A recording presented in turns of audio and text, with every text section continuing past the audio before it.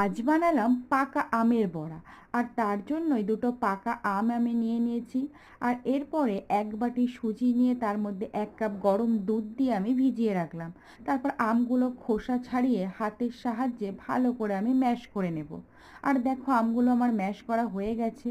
এরপর এর মধ্যে দিয়ে দেবো 1 বাটি ময়দা আর গরম দুধে ভিজিয়ে রাখা 1 বাটি সুজি, অল্প লবণ আর দিয়ে দেবো মৌরি আর 1 বাটি চিনি। আর এই সমস্ত উপকরণগুলোকে ভালো করে আমি মাখিয়ে নেব। আর সমস্ত উপকরণগুলোকে ভালো করে মাখা হয়ে গেলে আমি 1 ঘন্টা রেস্টে রেখে দেব।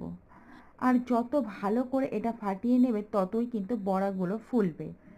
আর 1 ঘন্টা পরে কড়াই বসিয়ে তেল গরম করে ওর মধ্যে এক এক করে বড়াগুলোকে আমি দিয়ে ভেজে নেব। আর দেখো কড়াইয়ের মধ্যে এক এক করে আমি সমস্ত বড়াগুলোকে দিয়ে দিচ্ছি। আর তারপর এপিঠ ওপিঠ উল্টে পাল্টে আমি লাল লাল লাল করে আমি বড়াগুলোকে ভেজে নেব। আর দেখো একটু সময় ধরে আমি কিন্তু বড়াগুলোকে ভাজবো।